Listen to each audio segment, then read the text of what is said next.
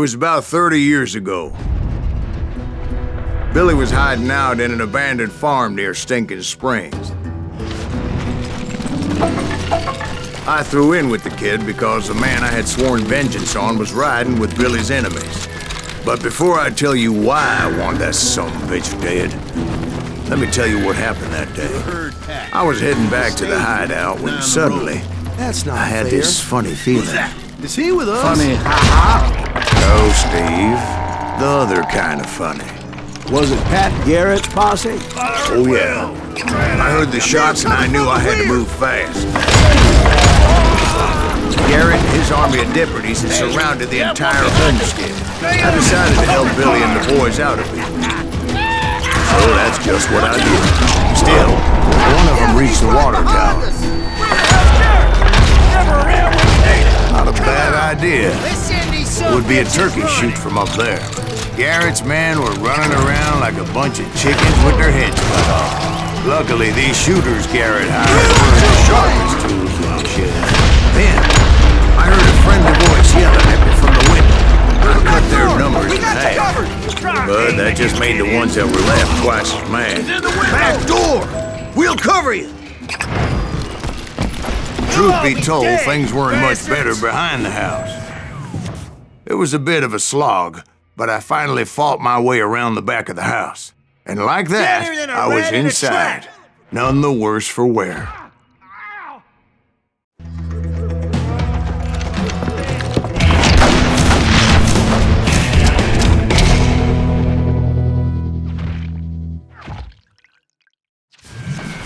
Billy looked at me and said, "About time, amigo!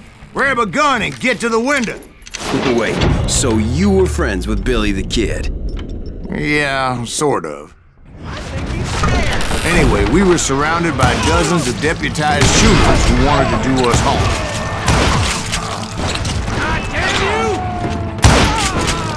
Billy's worth $500. Dead or alive. Tell him. I'm telling you, Garrett's men were dropping like flies, but they just kept on coming. I think I got one. Where the hell Garrett get? That's from all the action.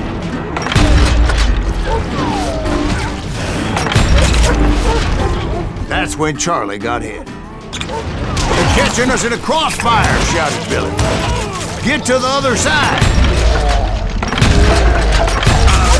He's killing us!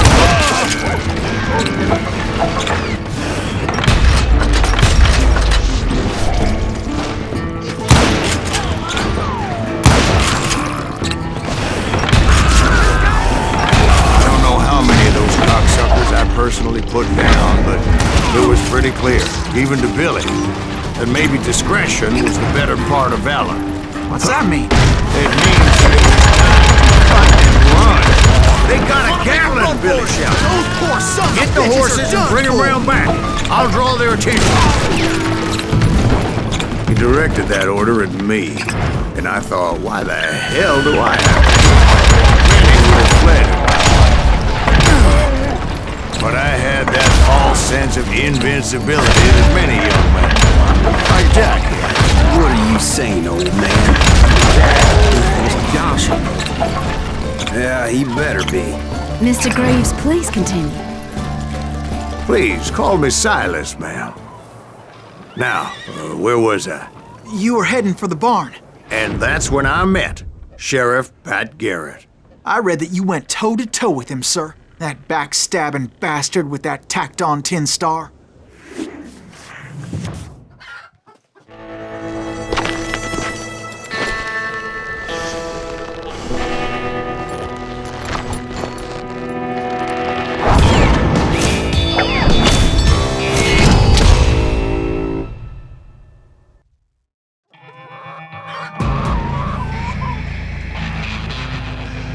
You challenged him to a showdown. You read that in a dime novel? It said he showed no fear as he took your measure with eyes like a rattlesnake.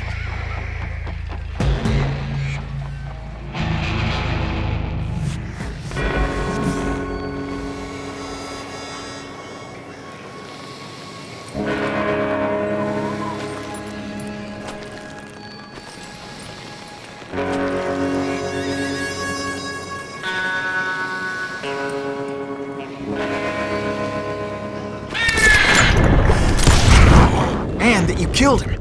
In a fair fight. Is that what that Penny Dreadful said?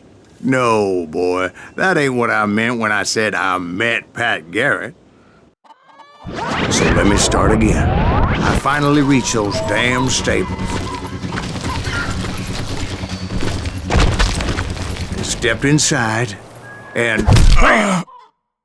last thing I heard was Garrett's voice. That's not Billy. And go on. How did it end? And, boy, that was just the beginning.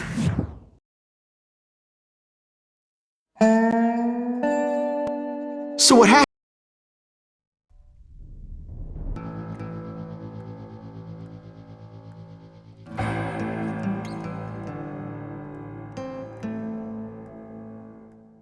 It's important to know that I was only riding with Billy so I could find the bastard I was after.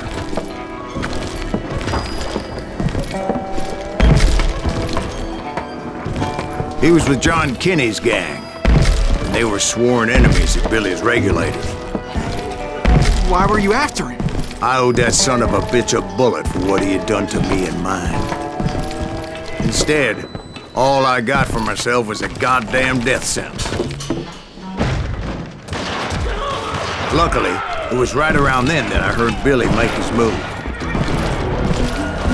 He shot Jim Bell and a few other guards as he made his getaway. Later, they wrote that some lady friend planted a pistol for him in the privy. What the papers didn't say is that Billy helped me escape, too.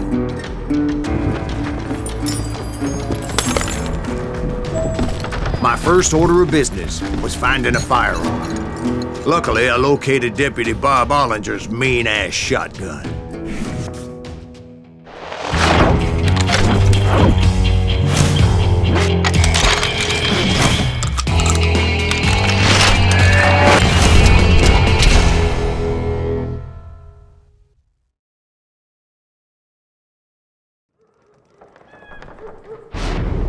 I saw Billy through the window, and he yelled that I should take to the rooftops to make my escape.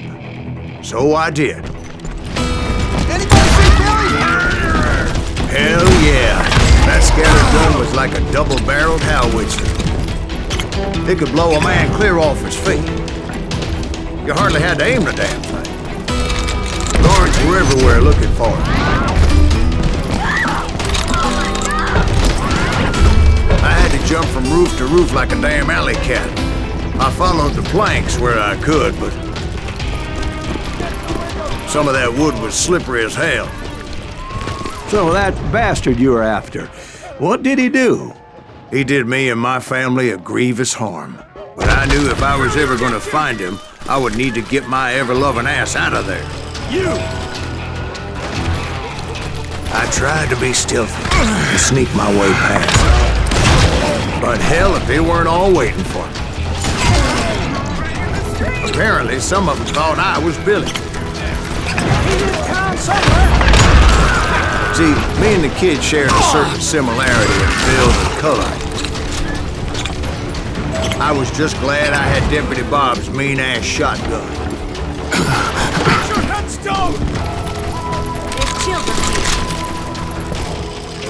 So much lead was whizzing by my head, it was like everyone in Lincoln wanted to put me in the ground. I knew I needed to find a horse. Though I never did have a great fondness for those four-legged grass eaters.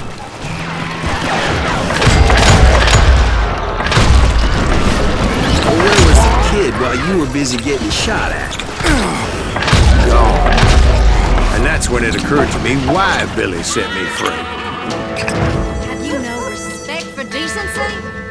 So I could be a hapless decoy and draw attention while he snuck out of town.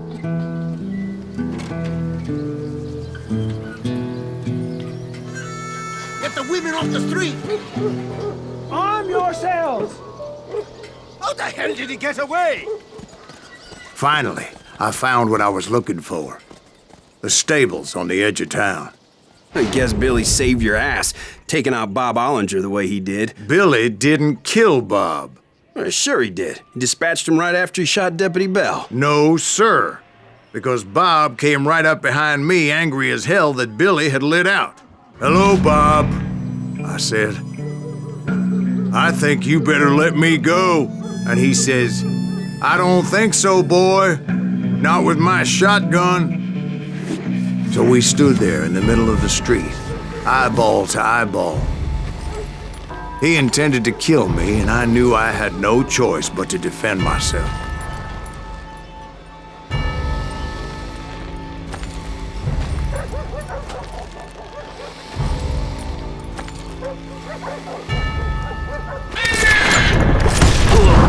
Some say I fought unfairly, but they weren't the ones looking him in the eye that day. So where'd you go after Lincoln?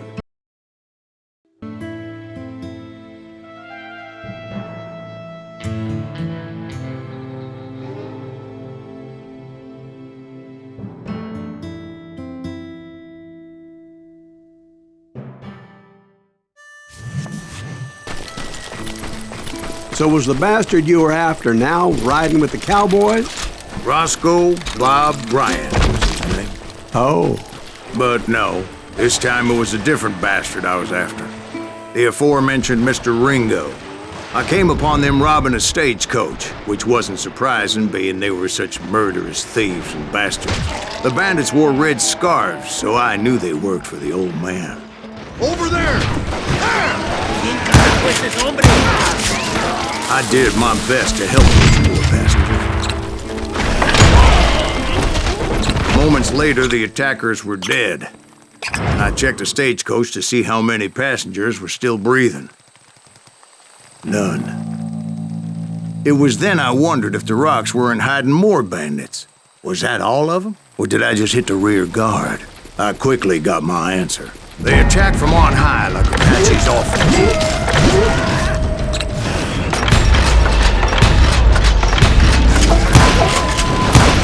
They would appear in great numbers from above and rain down lead on their hapless enemies' heads, making use of the high ground and whatever else they had.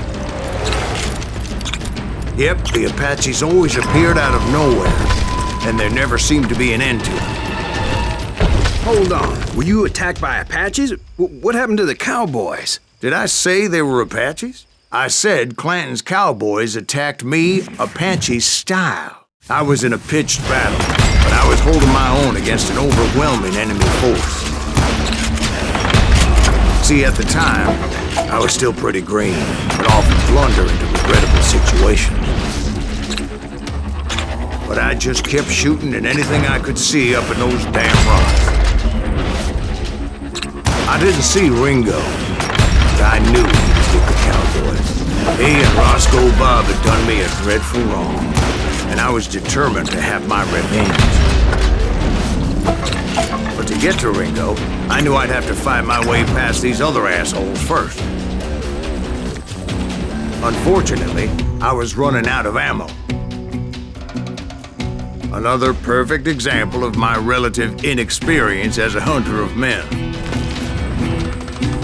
I immediately knew that a tactical retreat was called for, as my vengeful fury was much less impressive without the bullets to back it up.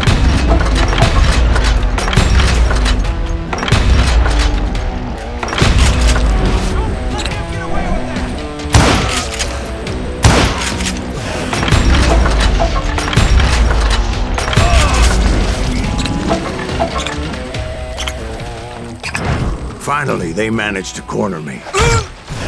Trapped as I was, the odds of my survival seemed pretty slim. Kids do not deserve to die like that. Luckily, serendipity was on my side as I suddenly spotted a way out of my predicament.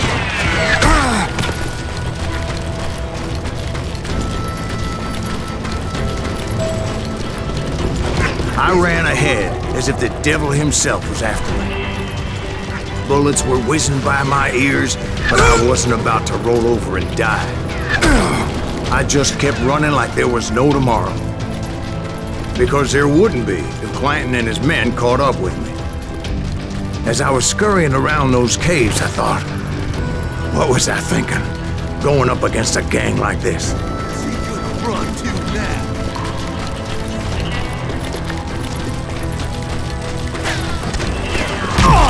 I just kept running, not knowing where the hell I was going. And that's when something miraculous happened. Like manna from heaven, I found the desiccated remains of what looked like an Apache warrior. The old weapon next to him supplied me with some much-needed ammunition.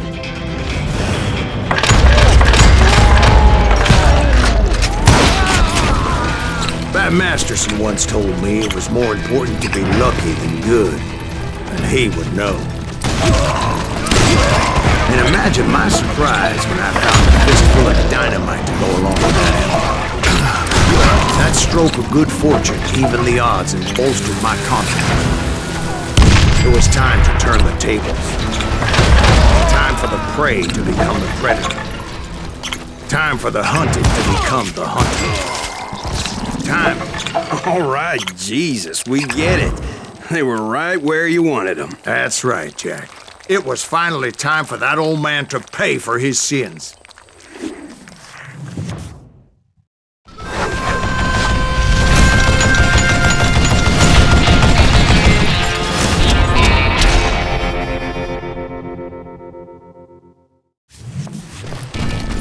I yelled out at the top of my lungs, "Clanton, I'm coming for you!" A little stealth might have made more sense, to be perfectly honest. Because that old fool had a Gatling gun and enough bullets to last him till kingdom come. But I knew I could not let that deter me. Not if I was to find and kill Ringo. What'd I ever do to you? I needed to get that old man off that gun. Son of a bitch!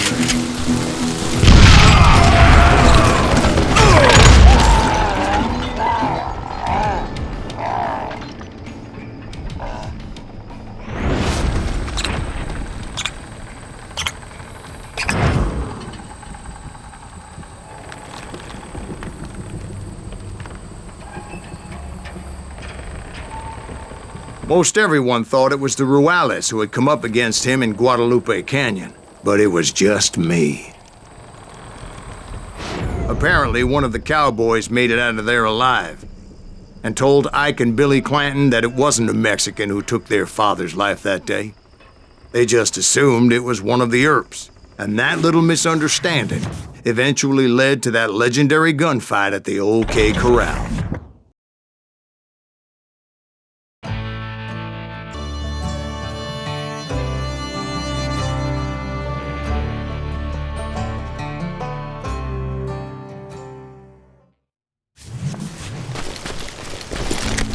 A few weeks after that dust-up at the OK Corral, I was still after Johnny Ringo. I had tracked him and the cowboys to their hideout at a sawmill, and they were loaded for bear. So what exactly did Johnny Ringo do to piss you off? Well, him and that other bastard. Roscoe Bob Bryant? Yep. They both deserve to die, and I promise I'll tell you why. Earp's coming! Get ready, boys. First, I need to tell you about the Cowboys' new boss, Curly Bill Brochus. Curly Bill took charge of the Cowboys upon the old man's demise. And after that gunfight at the OK Corral, the Clantons wanted revenge. Wyatt and Doc went on what became known as the Vendetta Ride, hunting those outlaws down. So when I showed up, that's what they thought I was. There were killers around every corner, all wearing red bandanas. But I wasn't about to let Ringo walk away unscathed. And that's what drove me forward. Excuse me, sir. I have a question. What's that, Dwight? After old man Clanton died, why didn't his son take over the Cowboys? Because Ike Clanton was dumber than a box of rocks and a yellow belly to boot. Now, where was I? Taking down the entire cowboy gang single-handed. Indeed I was, Jack.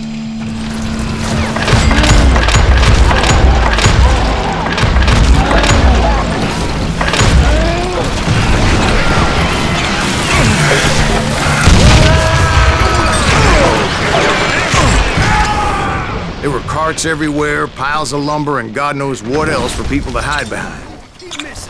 That really was one hell of a sawmill. Quite an impressive operation. And where was Curly Bill? Did you see him? I'm about to get to that, Ben. Patience. I'm painting a picture here. There was this beautiful waterfall and a crystal clear stream that led to a verdant valley that was truly... Consider your picture painted. What happened next? Well, finally the bastards that were still alive made a last stand.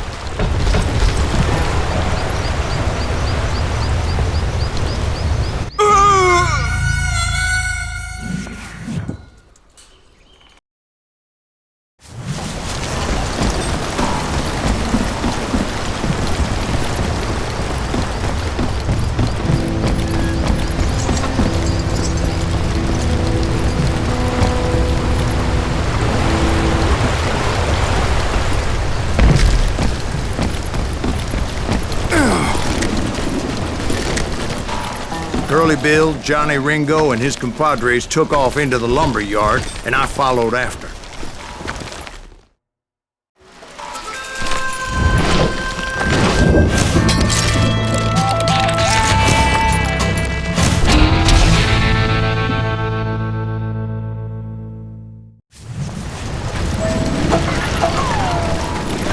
Are you saying they ran? Cowardice was not in Ringo nor Curly Bill's nature. No, sir. I never said they were running scared. They just wanted me out in the open. Time to dance with the devil! You working for Wyatt Earp? Did that sumbitch Earp send you to kill me? Brocious gave me no choice but to take his life. But Ringo was nowhere to be found. I knew you didn't kill Ringo, because he was found dead in a different location altogether. To this day, his killer is still unknown. Indeed. Took me a few months before I finally tracked his ass to West Turkey Creek Canyon.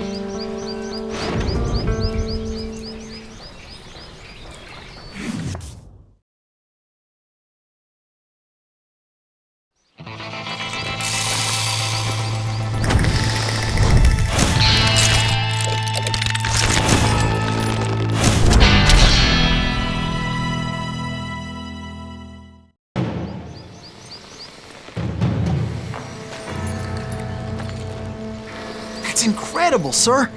I always thought that Doc Holliday was the one that killed him.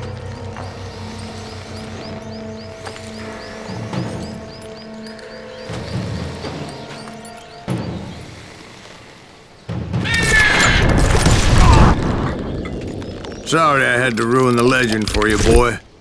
But the legend ain't always true.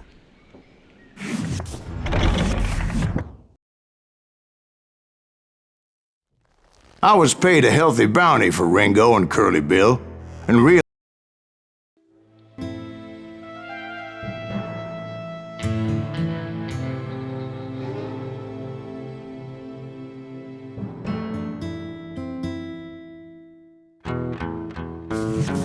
I knew I needed resources if I was going to track down Roscoe Bob Bryant, and hunting Plumber looked like a good way to get rich quick.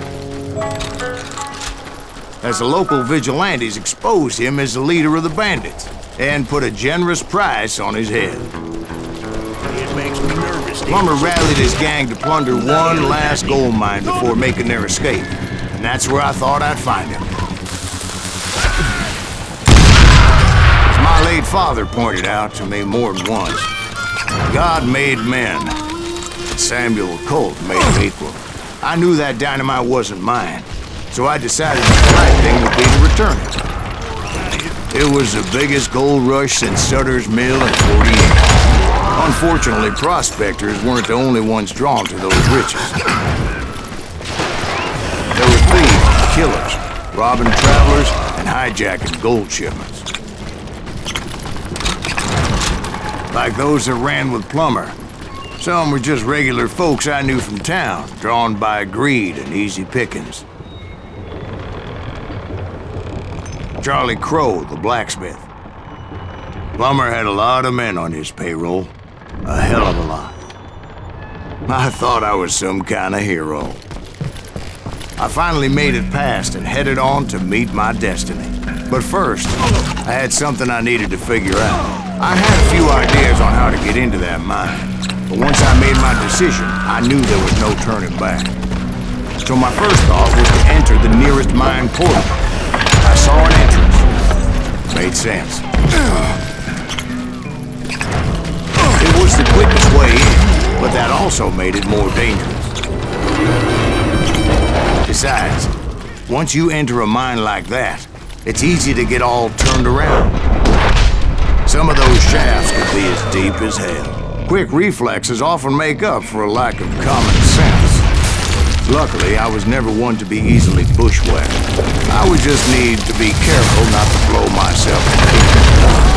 One wrong bullet could have turned that mine into a dad-blasted tube. I freely admit that my plan of attack was not just moronic, but clearly insane. It's a good thing that I abandoned that ridiculous plan before I even tried it.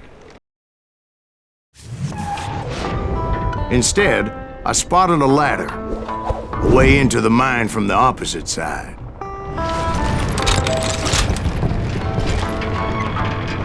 It was a long way around, but that approach seemed more sensible at the time. I was determined not to give up, however. As Sheriff Plummer seemed quite the despicable character. When the vigilantes discovered what the sheriff was up to, people were outraged. That 10,000 they put on his head would go a long way to helping me find old Bob. And I had made it my mission to settle that score come hell or high water. I wanted to use the element of surprise. Plus, I figured I could use the exercise. I was warmed up already, so what the hell?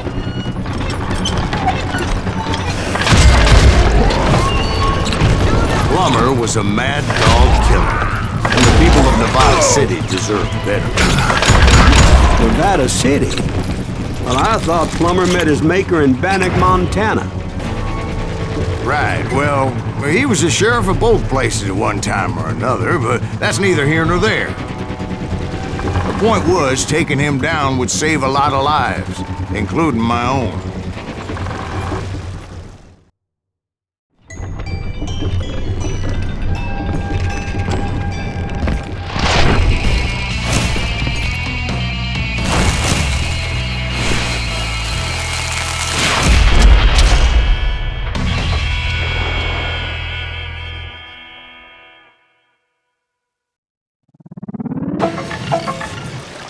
Catch this, you son of a... This day is just getting worse and worse.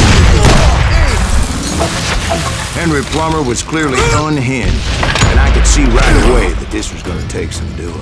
God damn it! I need some help here! Come on, boys! Take this sucker out!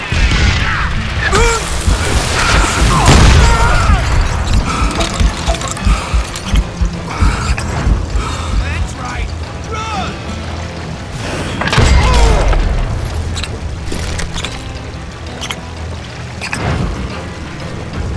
Gonna blow you into next week!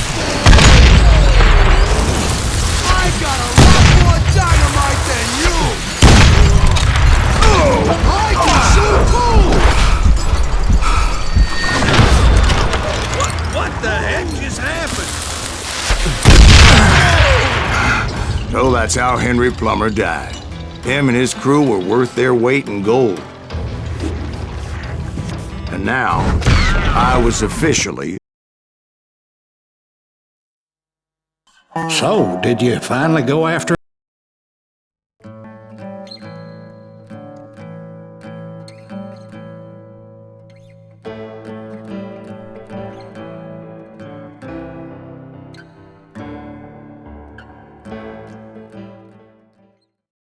I dodged death many a time, and that night in Abilene was no different. I thought the Texas Rangers got harder. Yeah, that's what they want you to believe. It was cold in a witch's tit and a brass bra that night as I fought my way past his loyal compadres. I was there with the intention of finding that bastard Bob and collecting the bounty on John Wesley. To the very same saloon we're sitting in today. Look around and imagine this place painted in blood. Hardin was waiting for me, and...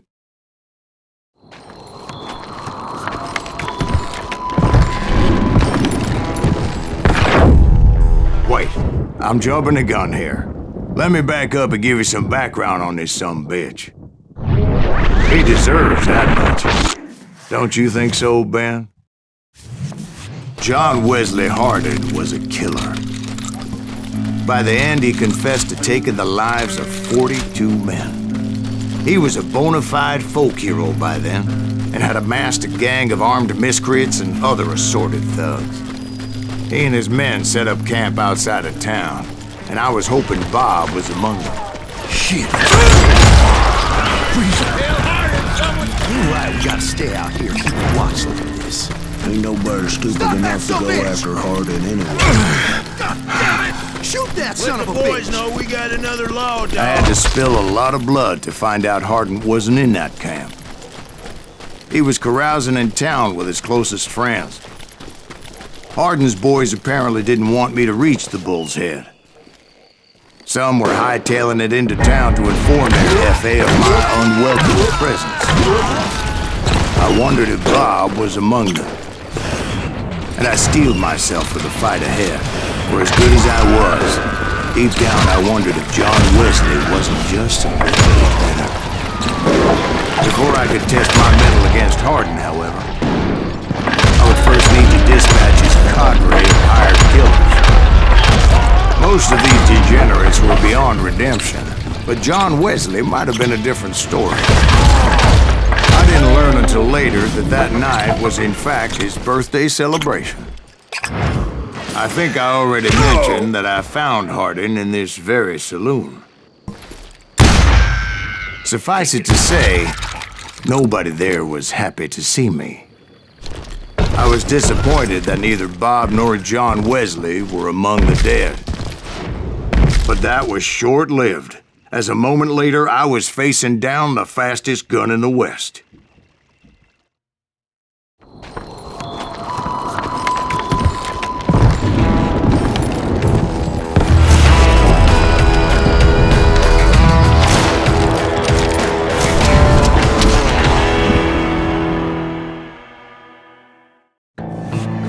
I felt a bolt of adrenaline, or maybe that was fear. He was well known for his tricks, and I knew I'd need my own if I was ever to defeat him.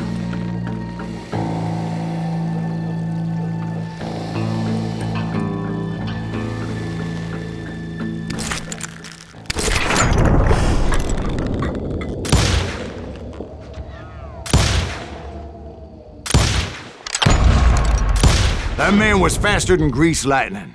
But being inebriated as he was, he didn't count his shots. And now, he was at my mercy. So he didn't die? No, I sent him to prison. Years later, after he was free, some restless avenger took his life. Shot him in the back in a saloon just like this. Thank you, darling.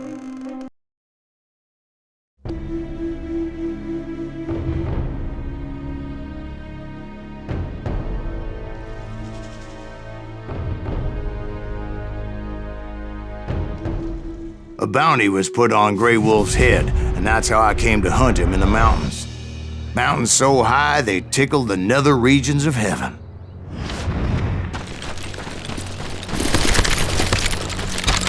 Grey Wolf was a Chiricahua Apache medicine man who had led a war party in revenge for a massacre against his people. The U.S. Army had attacked his tribe during his daughter's sacred sunrise ceremony, and the slaughter was unspeakable. Right from the beginning, I couldn't shake the feeling that Grey Wolf was watching my every move. He led a band of young Apache warriors who wanted retribution and were more than willing to die for him. They saw me before I saw them.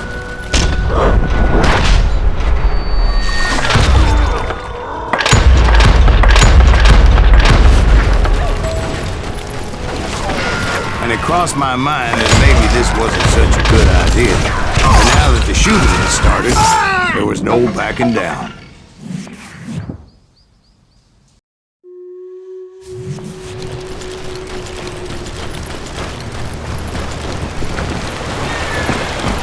They saw me before I saw them.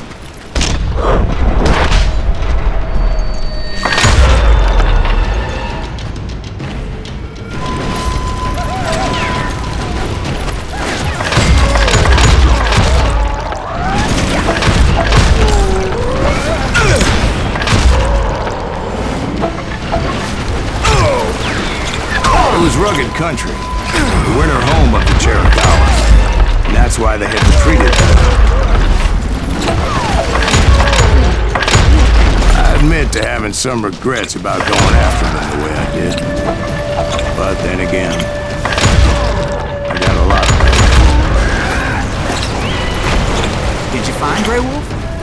Not at that moment, but I did find the entrance to their hiding.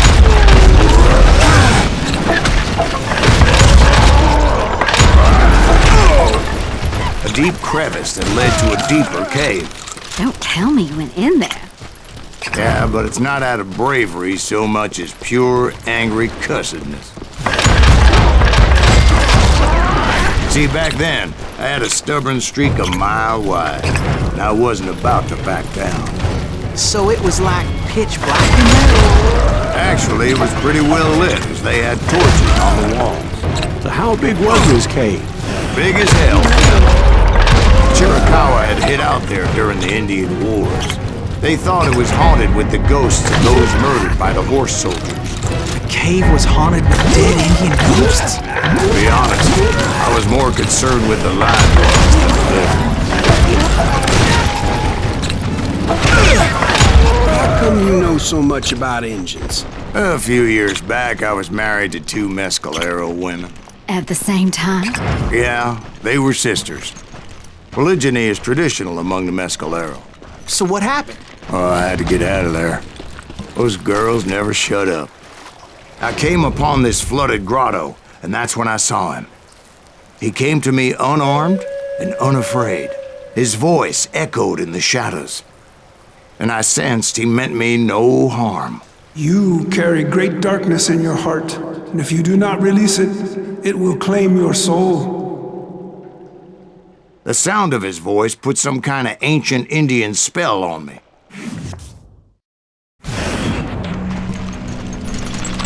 As his story unfolded in my mind. You will come to this place again and kill many more men, and the darkness will grow until it consumes everything that you are. The soul would have no rainbow if the eye had no tears. He said I was a great warrior, a coyote man, unequaled by any other pale-faced warrior. Something like that. The snakes will bite shadows of your past until a venom poisons your heart, and an echo of the song of the dead summons the spirits deep from within the mountains. I didn't quite get what he was saying, but there was definitely snakes. And indeed, his warriors surrounded me and attacked me like hungry wolverines. They couldn't stop me, though, and Grey Wolf wasn't in the mood for idle talk.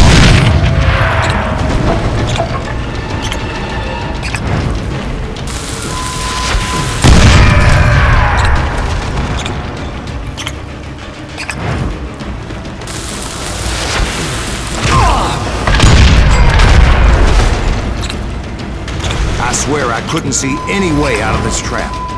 But suddenly, one just appeared. Kinda like a miracle. I felt like I would be lost in that damn cave forever.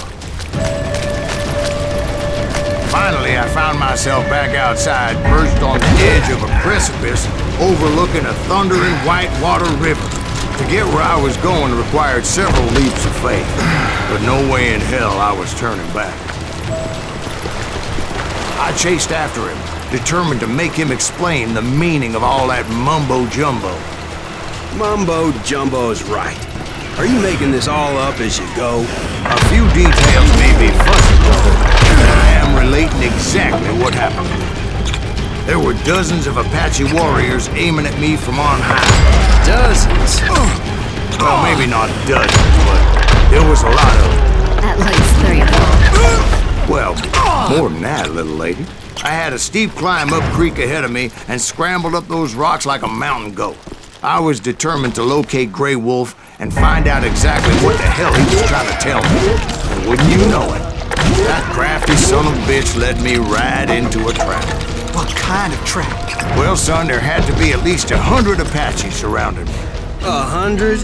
God be my witness. Oh, come on. Who are you kidding? Hey, I believe you. Come on, tell us how it ended. All right, but I'm not gonna drag this out. Where were we? You were surrounded by 100 Apache warriors. Well, I didn't take the time to count them exactly, but there were a lot of them.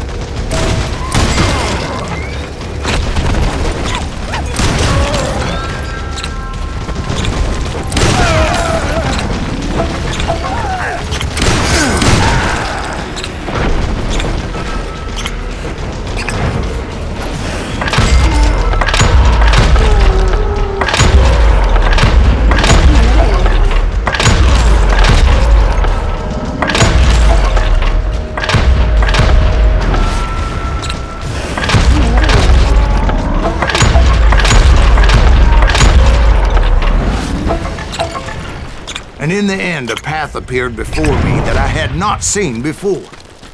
I followed it as I desperately needed to find out what Grey Wolf was trying to tell me. But it was like that son of a bitch disappeared into thin air.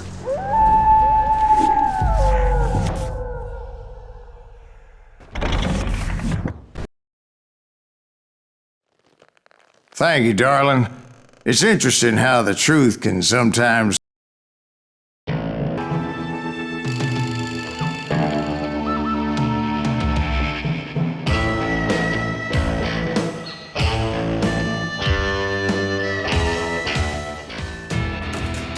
It was early morning.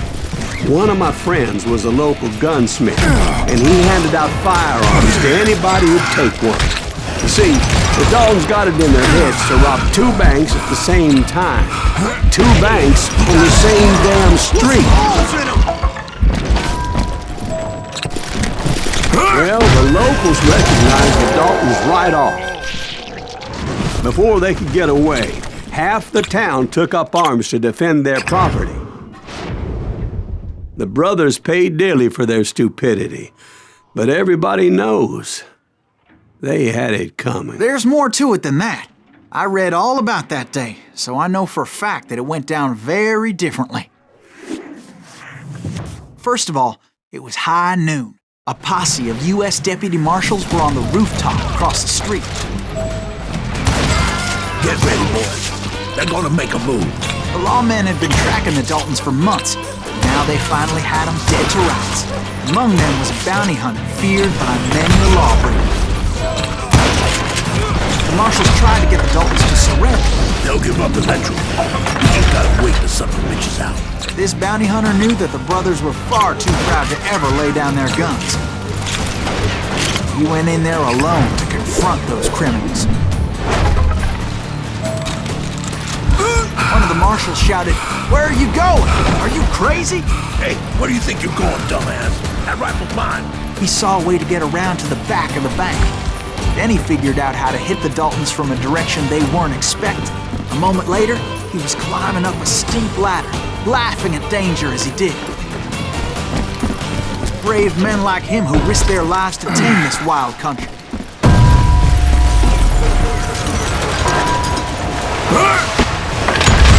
We've got company! Is that Silent Breeze? Son of a Heroic bitch! men like him who did what other men couldn't or wouldn't to make this country free. Jim Booth, Davy Crockett, Over there! died defending the alley. That's Silent Breeze! What the hell? Blam! Blam! Came away victorious, taking down His name was Silas Greaves, and when the dust finally settled, he was the last man standing. Sorry, kid, but that just wasn't the way it happened.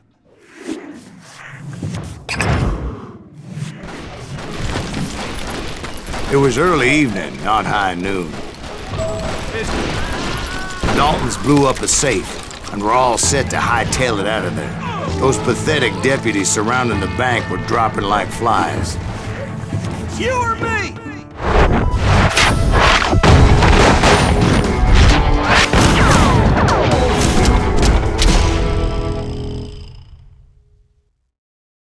I had been tracking those jokers for months, waiting for them to do something reckless.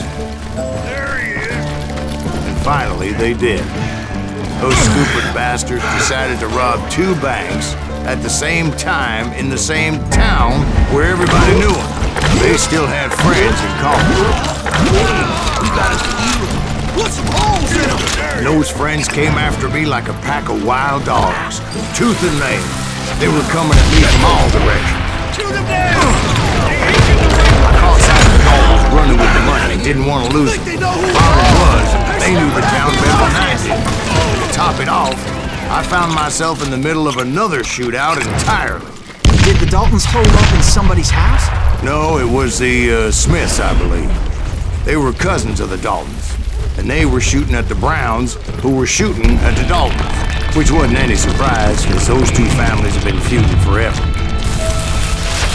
The Dalton boys knew I would never give up. Those Daltons weren't the sharpest guys in the drawer, but they always stood together. They set a trap to slow me down and allow at least 2 of them to escape. The 3rd brother stayed behind to plant me, just in case that trap of theirs didn't work. It was Emmett, the youngest, and he decided to stand his ground and face me down. I ain't afraid of you, Silas Greaves. This is where it ends for you. He was determined to protect his brothers, and I understood how he felt. But taking me on all by his lonesome wasn't exactly a recipe for a long life. But Emmett Dalton survived the robbery in Coffeyville. He's the only Dalton who did. They say he was shot 23 times. Well, Dwight, who do you think put all those damn holes in him?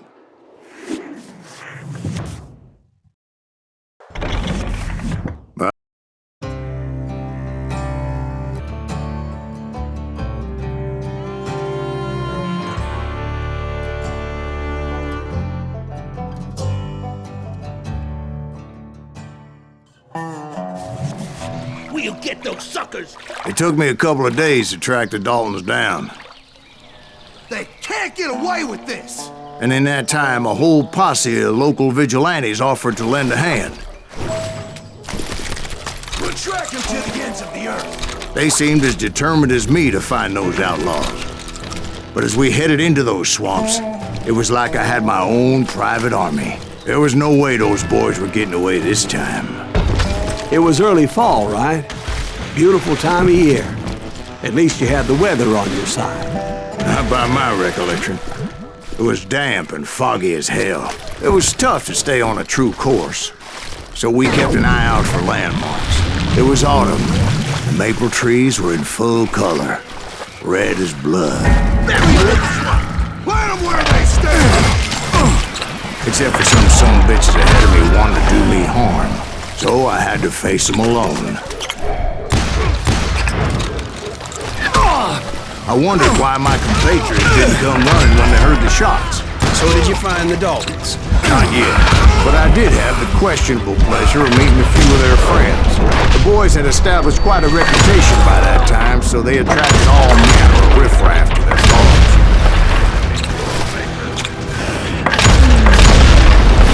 Point being, I was under serious attack, and my reinforcements was nowhere to be seen.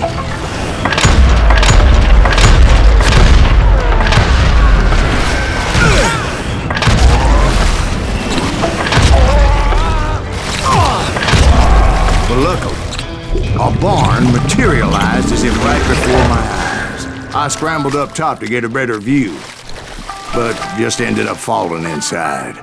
So, how did you get out? The barn doors was open. About right then, I saw some suspicious characters running through the bushes. Of course, I followed them. But that goddamn swamp was like a goddamn maze, and pretty soon I had no goddamn idea where I was. Steve?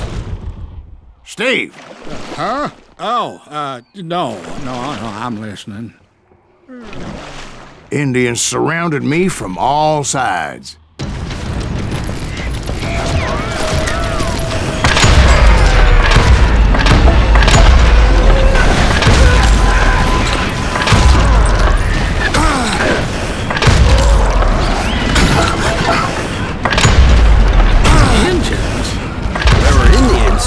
No.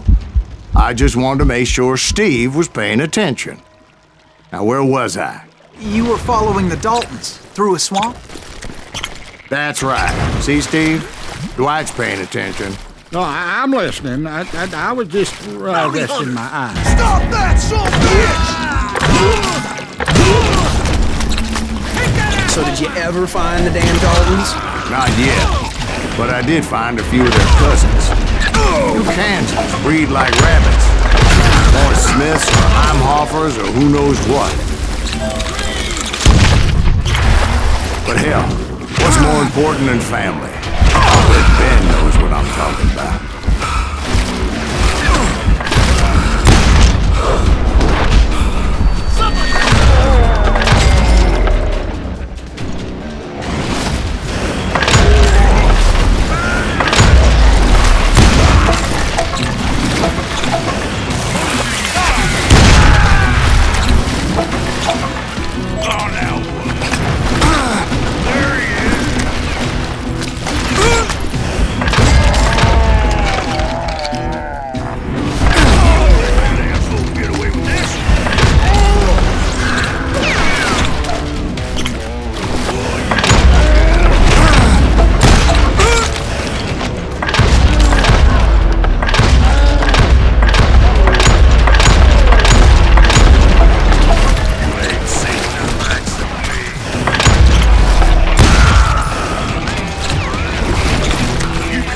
I knew those Dalton boys were out there somewhere, standing together against anyone who would threaten them. And that's when I saw it. A goddamn steamboat. A steamboat in a swamp? Yeah, Steve, but this wasn't much more than a wreck, really. But how'd a damn steamboat end up in the swamps? Guess it floated off during the flood of '89. Now, was it a stern-wheeler or a side-wheeler? What? Does that really make a difference, Steve? It was a steamboat with a goddamn army on board. It was in that a fusillade of bullets got raining down from on high. And those vigilantes who accompanied me weren't anywhere to be found. But among those men that were shooting, I thought I saw some familiar faces. Somewhere up there, the Daltons were waiting on me. Sounds like you don't give up too easy. That's the kind of man I am, Ben. I set out to do something. I do it. Surrender just ain't in my nature. Plus, I'm stubborn as hell.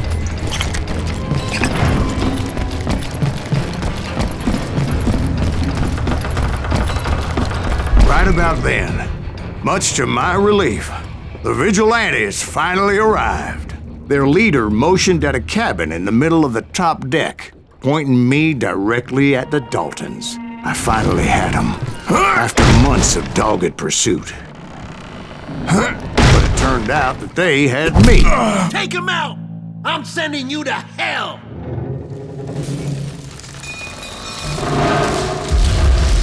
The Daltons had played me like a fiddle. Apparently, the vigilantes were on their damn payroll. They didn't just want to shoot me. They wanted to burn me alive. But finding my way out of a burning labyrinth proved to be quite a challenge. But finding my way out of a burning labyrinth proved to be quite a challenge. It was a riverboat, right? I mean, it's not like it was a goddamn ocean. Well, yeah, but I was in a fight. Hear about that ship that's gonna launch next year? Largest one in the world. You're talking about the Titanic. If you ask me, it's too blessed big. So anyway... Don't be stupid, Steve. They know what they're doing. They say that the Titanic is unsinkable. Oh, God. But getting back to that steamboat, how'd you get off it, Mr. Greaves? I took in a lot of smoke that day, so I admit my recollection might be a bit hazy. But somehow I managed to finally disembark. It was time to settle this once and for all.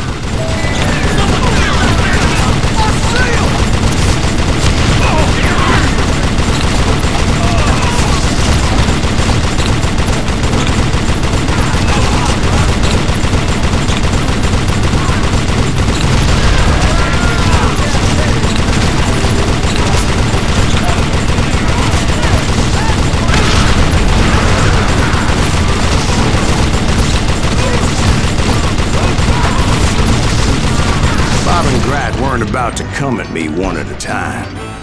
They were in this together. Two brothers side by side, determined to take me down. Confident that this time the odds were on their side.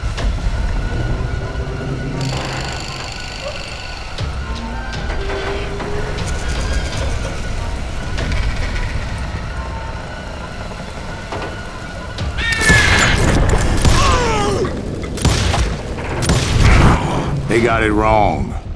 A sad end for those two. If they'd only known that Emmett was still alive despite his wounds. Paroled 14 years later, he moved to California and sold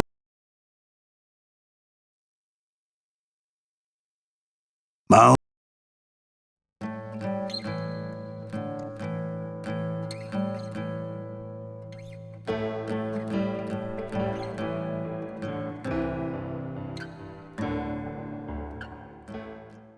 I'd been on their trail for months, ever since they left their hideout in the Bighorn Mountains.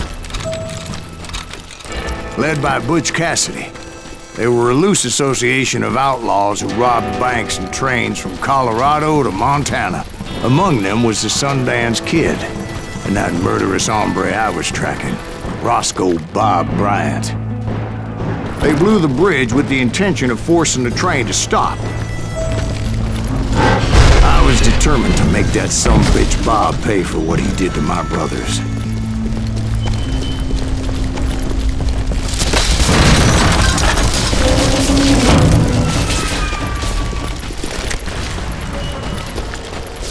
My ears are still ringing from blowing up that bridge. Well, I made my way off unscathed and came upon a few members of the gang and had no choice but to dispatch them. From there, I had to negotiate an even more precarious route. I jumped from the frying pan into the fire as the train was clearly fixing to fall. I had found the gang, but in order to find old Bob, I needed to fight my way forward past a whole passel of desperados. Outside, inside, any way I could, I made my way towards my prey. As I mentioned before, I am not fond of heights, but I was too busy dodging bullets to worry about falling to my death. Odds were I was likely to die that day anyway, so I was determined to take down as many of those bastards as I could. At times, it was like shooting ducks in a shooting gallery. The only difference is these damn ducks shot back. I kept hoping the law would show up and give me a hand. You mean like that giant Pinkerton posse that I read about? Did they come riding in, guns a-blazing to help?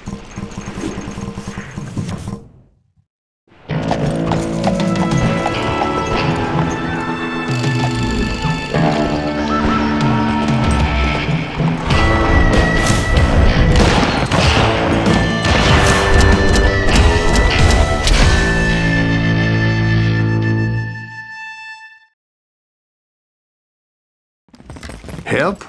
From the Pinkertons? No, son.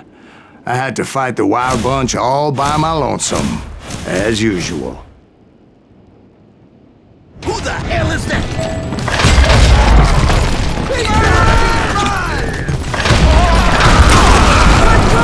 Retreat! Retreat! He's killing everybody!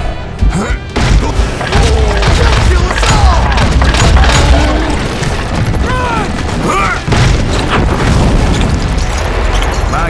is those dime novels didn't portray this as it happened, did they?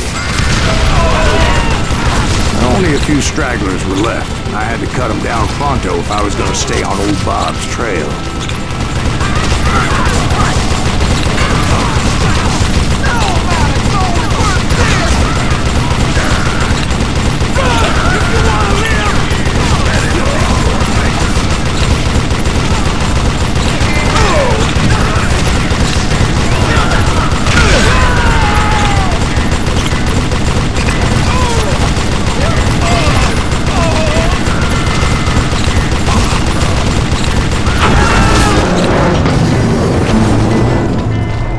Once I silenced all those guns, I went searching for my nemesis, determined to finally have my justice. But the only survivor who welcomed me was George Flat-Nosed Curry. Who was he? The fastest gun in the gang. Right after Sundance, I mean.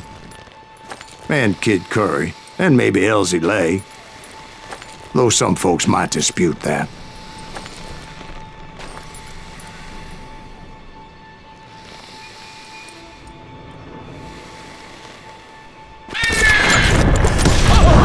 On that very same day, Butch Cassidy and the Sundance Kid decided to leave the Wild Bunch behind and decamped for South America.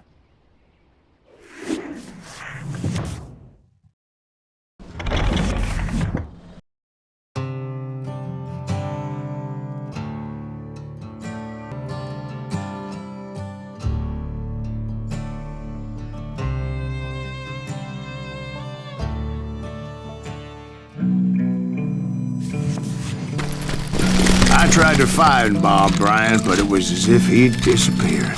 Sometime later, I heard the Wild Bunch was back together. Kid Curry escaped from jail, and now he was running the whole shebang.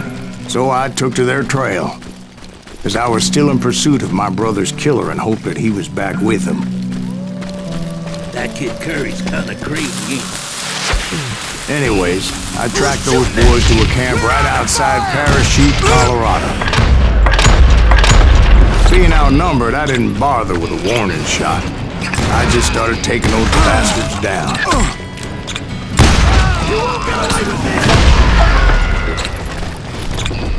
Old Bob wasn't among them, and neither was Kid Curry. I could sense him close by, however, plotting something nasty. I just needed a clue as to their whereabouts. And I found one. A map with their bold plan clearly marked. This time they were fixing to blow up a train trestle, property of the Union Pacific.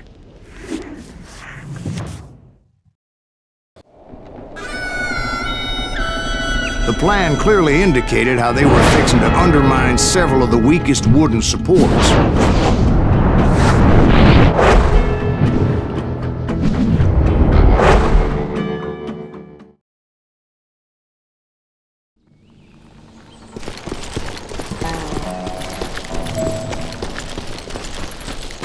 Kid Curry was considered the wildest of the Wild Bunch. It was said that he fathered 85 bastard children, though some say it was only 5. Kid Curry had bragged to a whore how he was gonna rob a train heading to the U.S. Mint in Denver. And that whore, Fat Sally, she told me. The bridge was rigged with dynamite, so I decided I'd best be careful confronting those bastards.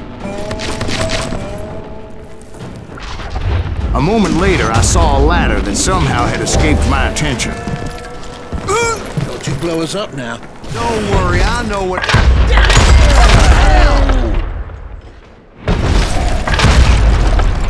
But the Wild Bunch did not take kindly to my presence and attempted to blow my head off. It appeared the kid had found a number of new recruits to bolster their ranks. What happened next? Well, having removed the first bundle of dynamite, I decided I might as well remove the other one. Once that was done, I figured I'd find my way from there.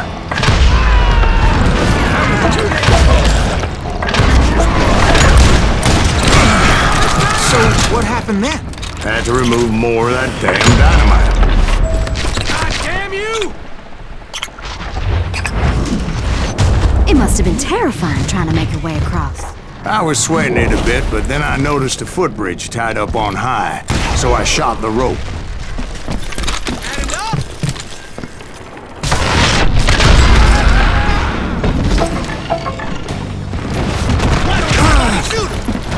So that was all the dynamite?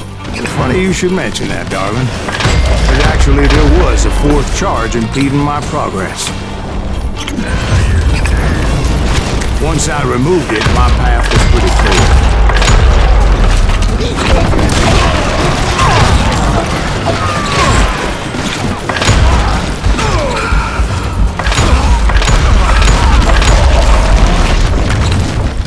So I proceeded onward and realized that that way just wasn't gonna work.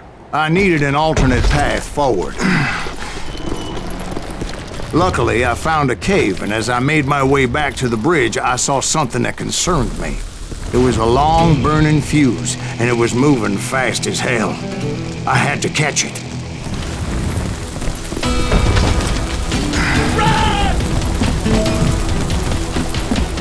The burning fuse was so damn quick, I had to run like the wind. I almost had it, but no. Thought I was gonna have a coronary when I lost sight of those sparks. My heart was pounding like a sledgehammer. I knew that failure meant boom. Then, finally, at the last moment. Whew. Of course, I was successful, or clearly I wouldn't be talking to you folks here today. Naturally, I removed the last dynamite charge. Well, it was a touching reunion. But by this time, I was thoroughly exhausted and dragging my ass, as I was not a young man anymore.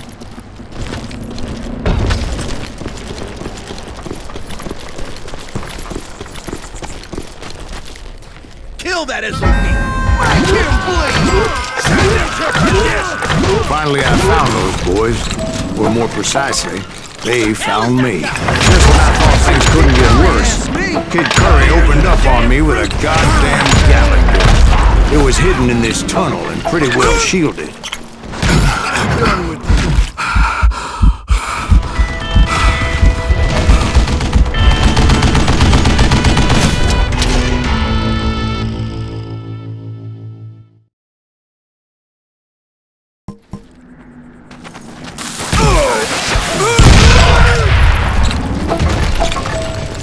Luckily, I had located some dynamite. I still, however, had my work cut out for me. Damn! God damn it, I need some help here! Come on, boys! Take this company down! Eventually, I brought that tunnel down. Give me a hand here, goddammit! That's when I met Kid Curry himself. He had decided to stop pussyfooting around and deal with me personally. Gonna cut you a new smile!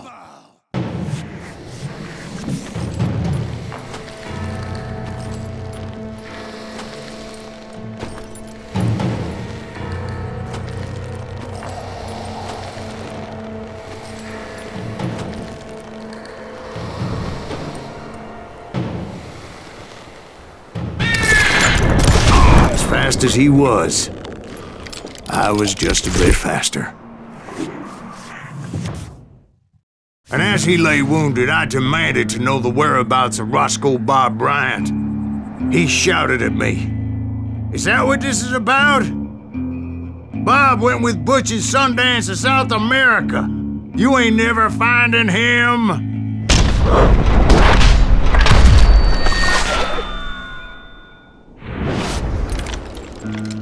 Those were his last words.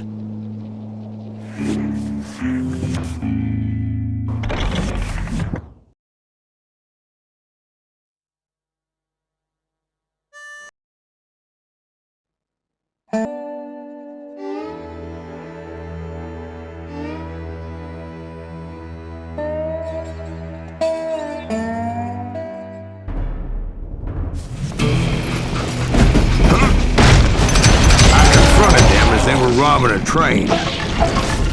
Bullets were flying at me from every which way. But I knew I'd have to fight my way forward if I was gonna find this gem.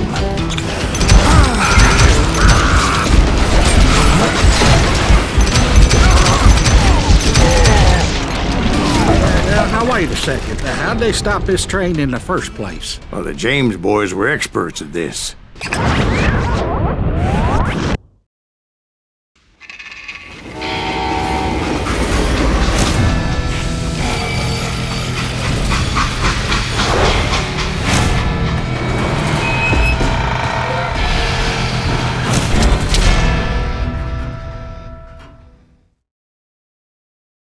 They hopped a freight train having heard there was a big payroll in the express safe. So, I hopped the same train.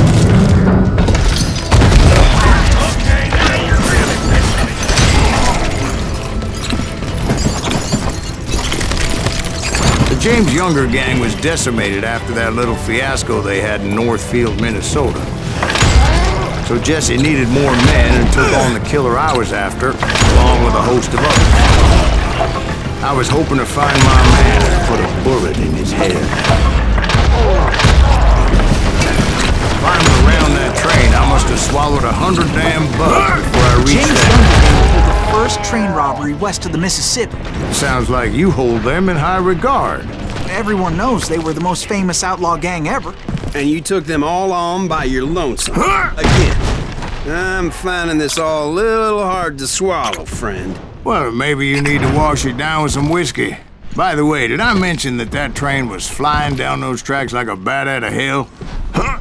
Anyway, excuse me, Ben. Where would I find the gentleman's facilities? Suddenly I have an urgent need to drain my one-eyed snake. Well, I've had more than a few drinks, and I've been sitting here for quite a spell. Right through there. Let me show I you. never heard so much malarkey in my life. You think he's bullshitting us? You don't think he's Silas Greaves? I think he's just some old drunk looking for some free liquor. I don't know, Jack. I think I believe it. You don't think he met Jesse James? Oh, boy, you gotta be kidding me. That story makes no sense at all. Jack. I mean, you gotta be 2 bricks short of a load to believe that cock and bull story. I don't agree. Jack, lay off the But ball. you seriously think that tired old man went toe-to-toe with Jesse James? Well, that's better. Did I mention that this Jim was married to the infamous Belle Starr? Of course, I didn't learn that until later. Anyway, I made my way forward the best I could. Around the sides, over the roof. At some point, some sumbitch saw me and shouted out, "It's the damn Pinkertons!" It's a damn Pinkerton! Now, I never worked for that limey cocksucker, but I guess they assumed I was one of his assassins. Those evil bastards firebombed Jesse's mother's house and killed his stepbrother. I came across a flat car piled high with logs and had to come up with a creative way to make my way forward.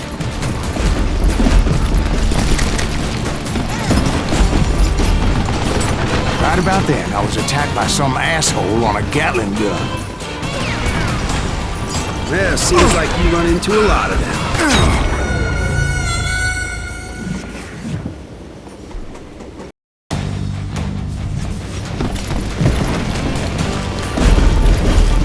Right about then, I was attacked by some asshole on a Gatling gun.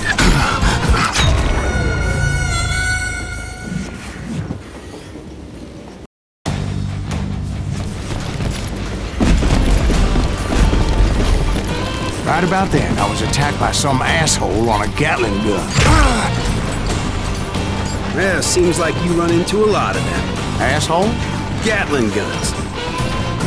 Yes, I did. Now, I don't remember how I took it out. It was either a bullet or dynamite.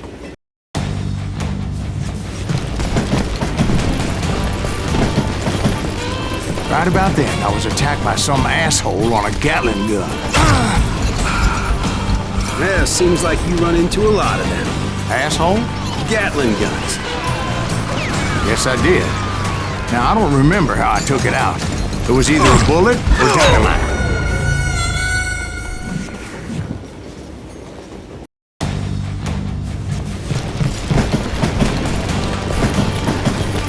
Right about then, I was attacked by some asshole on a Gatling gun. Yeah, seems like you run into a lot of them. Asshole? Gatling guns. Yes, I did. Now, I don't remember how I took it out. It was either a bullet or dynamite. Where would you find dynamite? Does it really matter, Jack? You're messing with the flow of the story here. I was looking for Jim and shooting any son of a bitch stupid enough to get in my way. And that included Jesse James himself. There sure were a lot of men determined to die that day.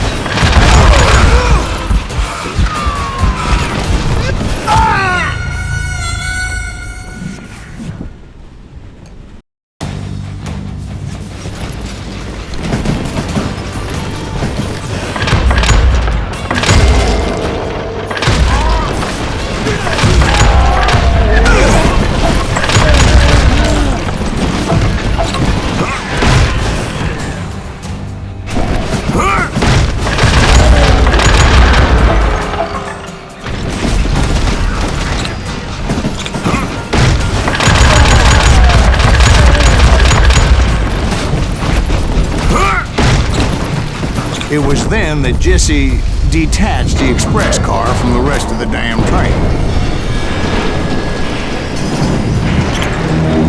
I could see Jesse waiting for me, fixing to kill me so he could get away with all that money. You had a showdown with Jesse James? Of course he didn't. Everybody knows that Jesse was killed by Bob Ford. Yeah, Jesse went out like John Wesley Hardin. Coward shot him in the back of the head.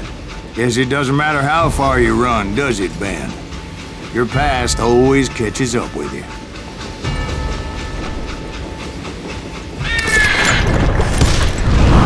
Yeah, I didn't kill Jesse James. Just wounded him bad enough to convince him to hang up his guns. What about that Jim fella? What happened to him? I figure he was up front with a gun to the engineer's head. That bastard slipped away again. I'll tell you how I got him.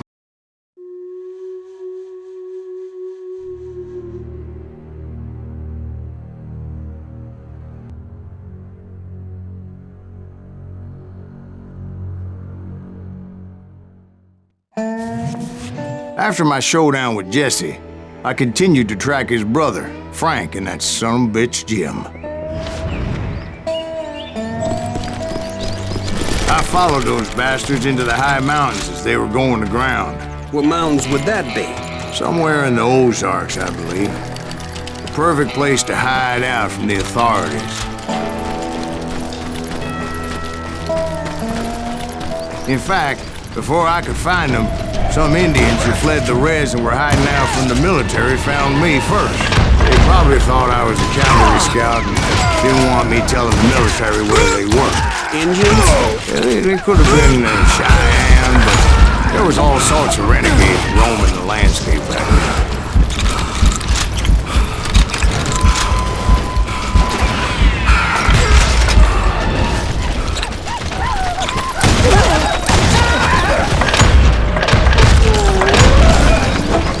Hey, how about another whiskey, Ben? Nothing better to soothe the troubled soul.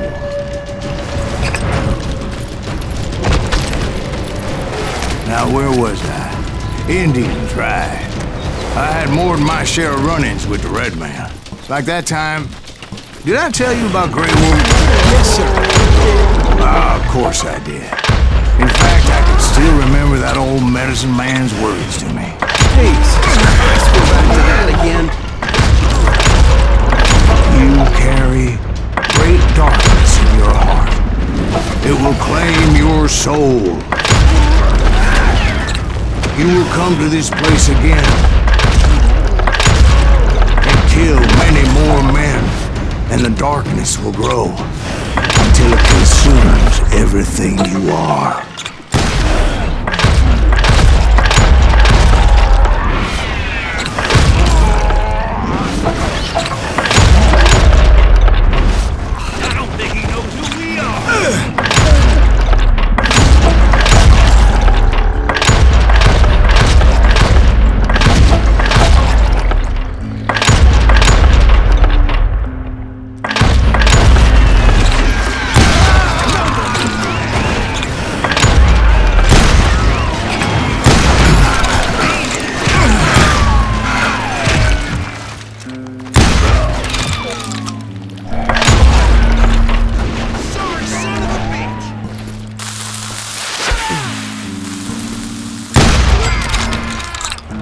So, did you ever find him? Who? The man you are after. Let me ask you something, Ben. You ever think about death? Mr. Greaves, are you all right? Ooh, death. Oh, death. Won't you spare me over to another year? What is this that I can't see with ice cold hands taking hold of me? Oh, death. Oh, death. Won't you spare me over till another year? So, are you gonna answer the question? What question is that? Jim Reed. Did you ever find him? Reed. was indeed that son-bitch's surname. That's right, Ben. A despicable character. I remember him laughing like a hyena that cold morning they lynched me and my brothers. He was intent on avoiding my vengeance, but nothing was gonna stop me. Nothing.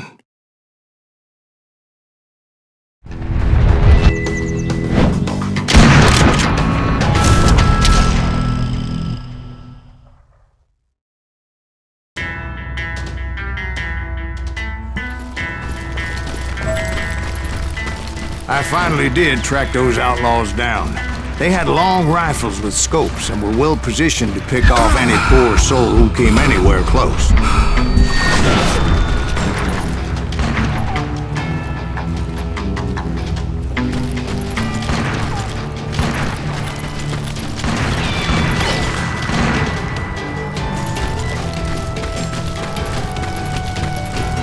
I'm guessing Frank James believed I was responsible for the demise of his brother Jesse.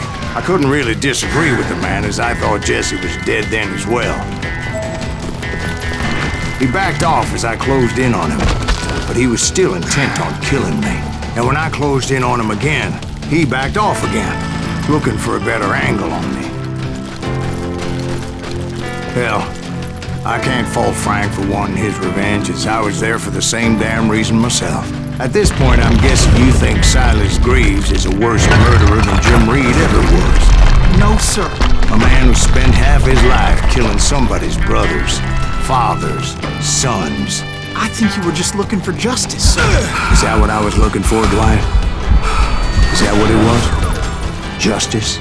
Isn't that why you were hunting the James gang? The James gang. Right. That son of a I finally found Frank holed up in his mountain cabin, and he was determined to have me dead. It was a pitched battle that could have gone either way. Luckily, I had some dynamite in my possession. Dynamite? On your person? A few sticks, just in case.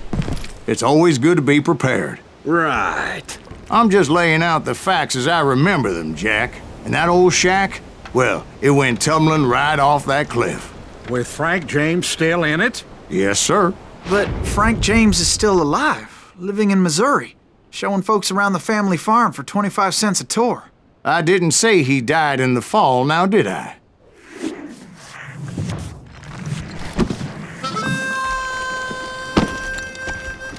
I'm done with this damnable outlaw life! Kill me, don't kill me, do what you will! At this point, I just don't give a shit! I explained to Frank that I had nothing against him personally and that I was looking for someone else. You want Reed? Have at him! I never did like that bastard! I am done here!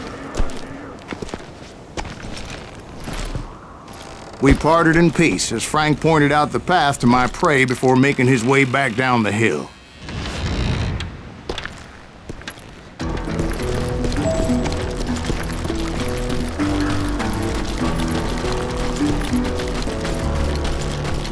As I was determined not to let that murderer escape my revenge again. So what happened with Reed? Well, I finally found the last of the gang hiding in a nearby cave.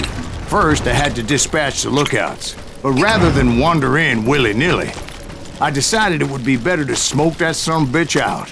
"Hey, Reed!" I shouted. "No wonder you're so ornery. Can't be easy being married to Belle Starr. While you're off providing for the family, she's spreading her legs for every Tom, Dick, and Cole Younger. Not an attractive woman exactly, but very friendly. At least she was to me." Son of a bitch! It was then that the last bunch of bandits jumped out of hiding. Why won't this asshole give up? Someone please kill him!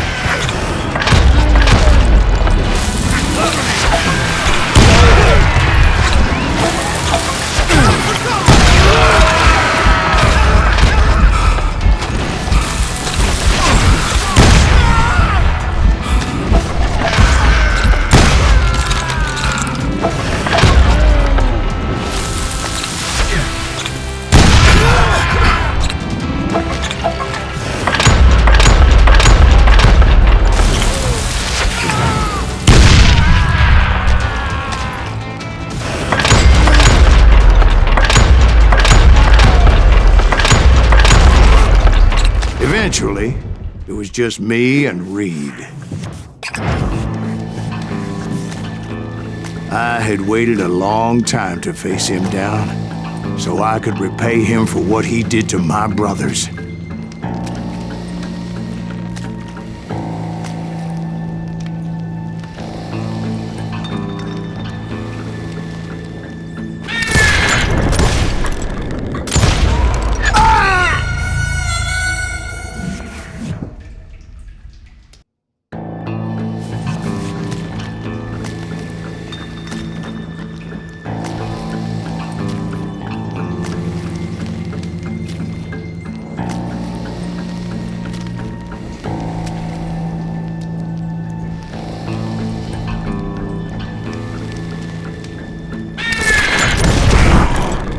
And repay him I did.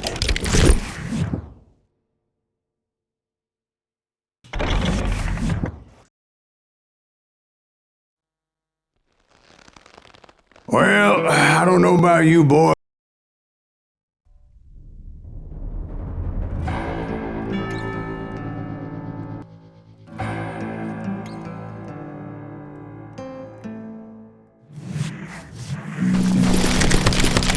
"40 years I had waited to get my hands on the last of my brother's killers.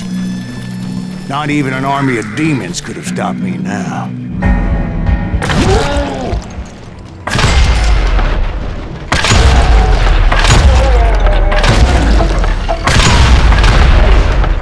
Both Johnny Ringo and Jim Reed fell fairly quickly. But the last one, Roscoe Bob Bryant, that son of a bitch had managed to escape my vengeance time and time again. I couldn't even be certain I'd recognize him after all those years. By now, he had to be close to 70. For all you know, he could have been dead.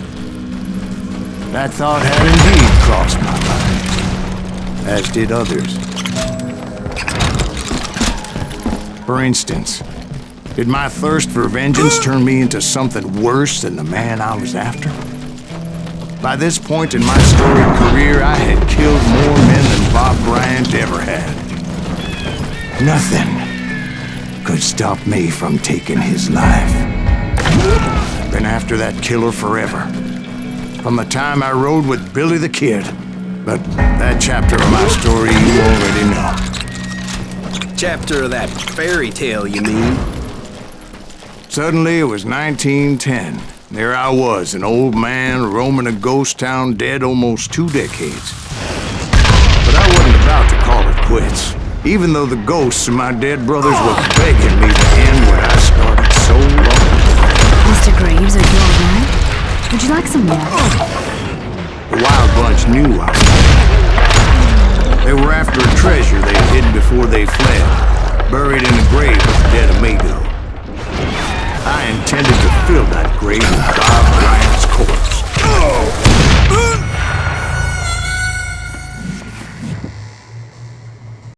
Dodge this!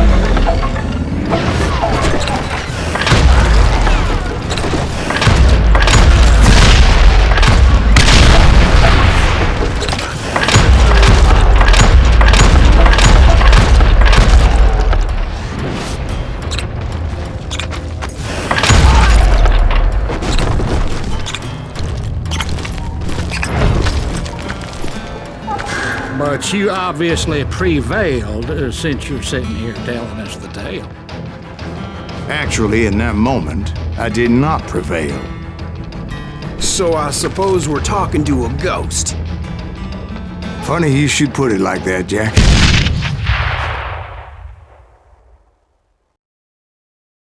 Because when I woke up... From the dead?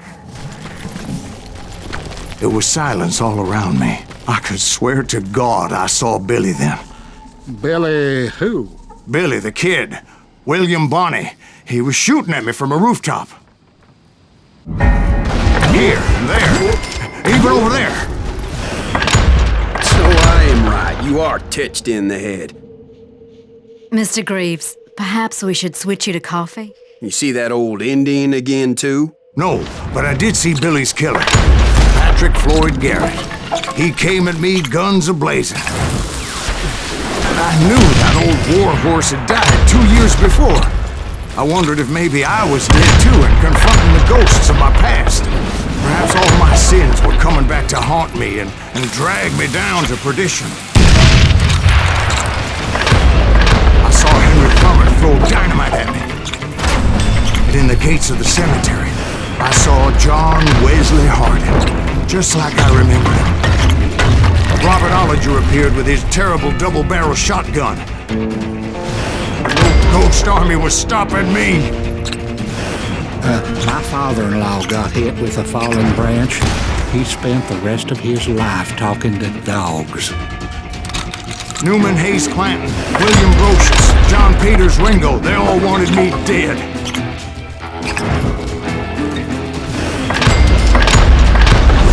The Dalton brothers, Robert and Grattan, guardians of the Garden of the Dead.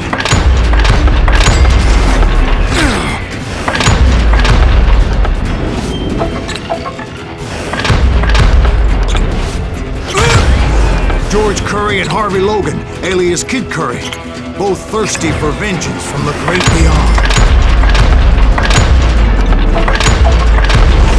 Jesse, Woodson, James, and Jim Reed, each one deader than the next. I thought I would go crazy. Thought?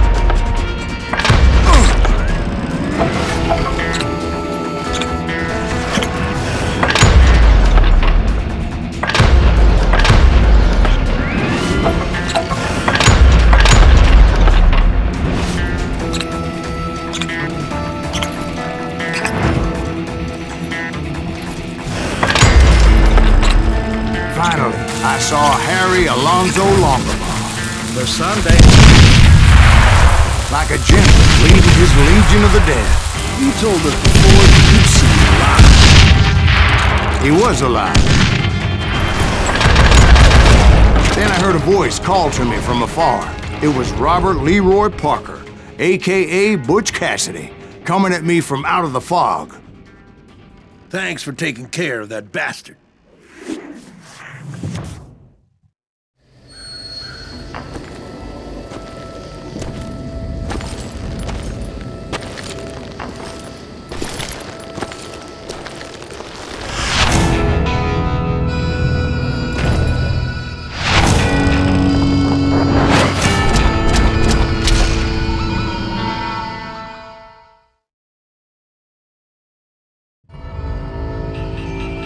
But the kid wasn't quite deceased.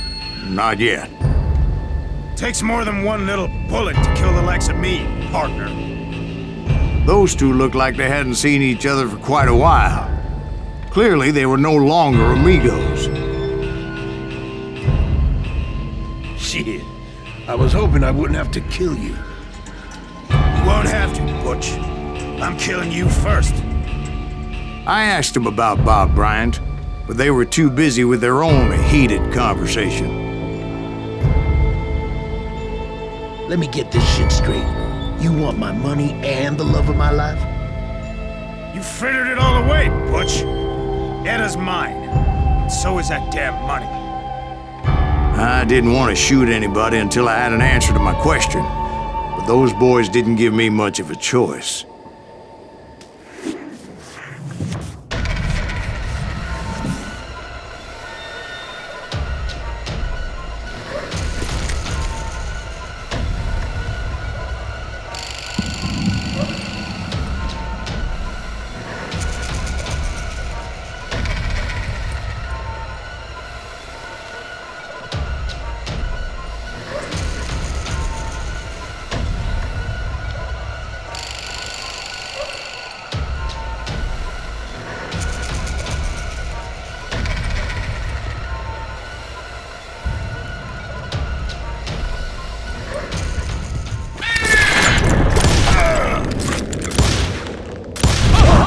Butch Cassidy and the Sundance Kid died there in that cemetery not 6 months ago.